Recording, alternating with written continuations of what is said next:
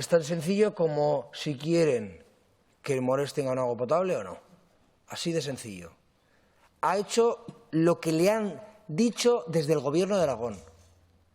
Haz un proyecto, preséntate para una subvención, se la dan. Ahora hace el proyecto, intégrate en el consorcio.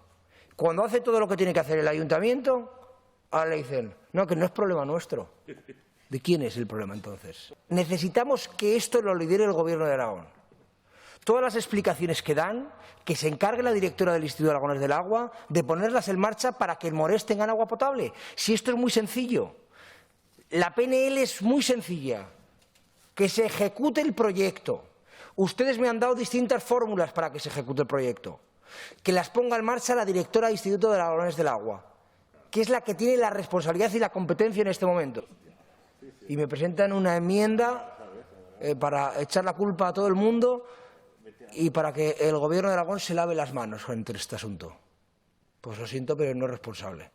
Y nuevamente, los responsables, los que sufren esta gestión, pregúntense qué es lo que piensan cuando les escuchan hablar.